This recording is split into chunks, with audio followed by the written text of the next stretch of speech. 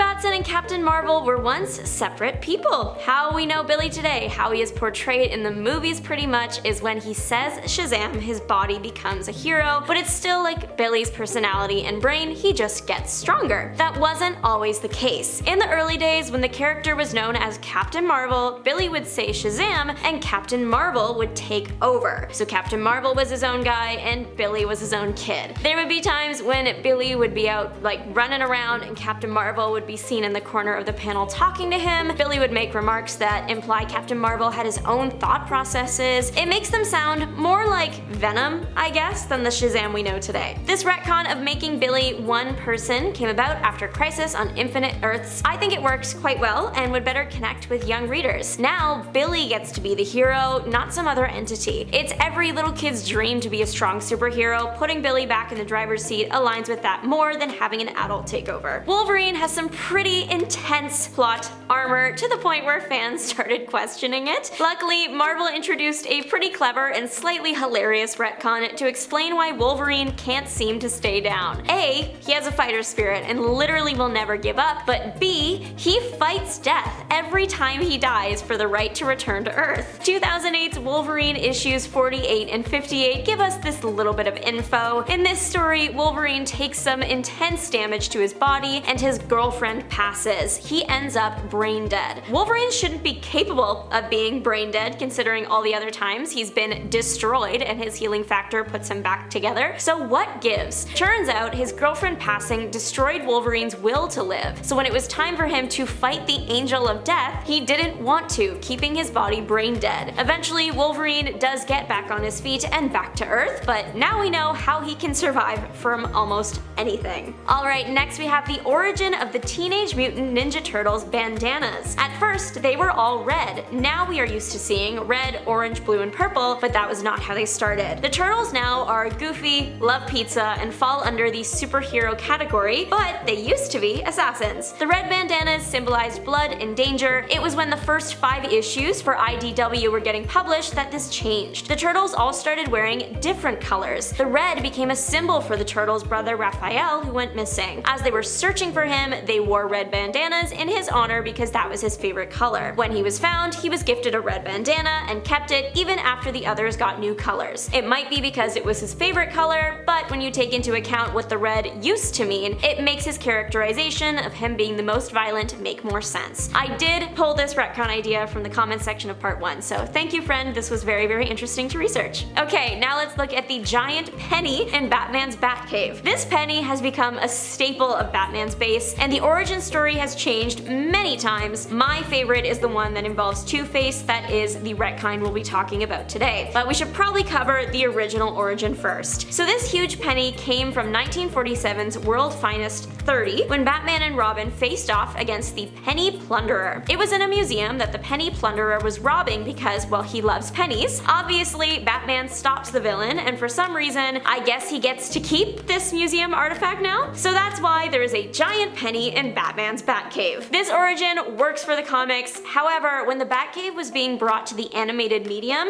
they had to make it make sense for kids that will probably never read about this random one-off villain from the 1940s, so it was retconned for animation that the coin was from a fight with Two-Face. I think this retcon worked great for the animated universe. Two-Face also has an affinity for coins, he's more well known, and most importantly, the new story also made sense. Time for the DC Multiverse retcon, the big one. Lots of retcons are sometimes accidents, but this one was anything but, and that planning is probably why the retcon worked so well. In the 1960s, people started actually caring that a hero's life story was kept consistent, and that was getting tough for DC since they had so many versions of the same character. Usually it was like the Golden Age version and the Silver Age version, and people were mixing them up. To fix that, they decided to put the two Flashes, Barry Allen and Jay Garrick, in a comic together, thus establishing that there had been a multiverse this whole time. It connected the characters' worlds while also keeping them totally separate, and it was a really cool addition to the DC universe, and also paved the way for other future fan-favorite DC plots. The Phantom Stranger being retconned to be Judas, the betrayer of Jesus, was never on my bingo card, but I am not mad about it. The origin story from 2012's Justice League 6 is now considered canon. Before, the Phantom Stranger was a fallen angel. When Lucifer attacked heaven, the Phantom did not take a side, and as a punishment, he was was sent to Earth to be alone forever. The now canon origin is that he is Judas. Judas was tried by the Council of Wizards alongside two of the other greatest sinners of history, making them the Trinity of Sin. Phantom Stranger was convicted of betraying Jesus for 30 pieces of silver, found guilty, and as punishment, he was to wander Earth forever as a stranger to man to see the toll greed takes on humanity. When he was found guilty, the council tossed the 30 coins onto him, and they became his look. Every time he does an act of service for the voice, a coin gets removed. He has to wait for the voice to assign him tasks, and in the meantime, roams Earth. I like this retcon because it gives the character a goal and explains why he might show up in certain circumstances to assist heroes. Santa Claus being established to be one of the most powerful mutants in the Marvel Universe is one of my favorite Marvel retcons ever. It makes so much sense. How else would Santa be able to live forever and do everything he does? Basically, what happened is, before we knew Santa was the most powerful mutant ever, his history was just a lot of legend. It varied from culture to culture, but for the most part, he was a legend. But then, along comes Marvel Holiday Special. It opens with Cerebro detecting the most powerful mutant ever registered, and the X-Men head off to find them. To their surprise,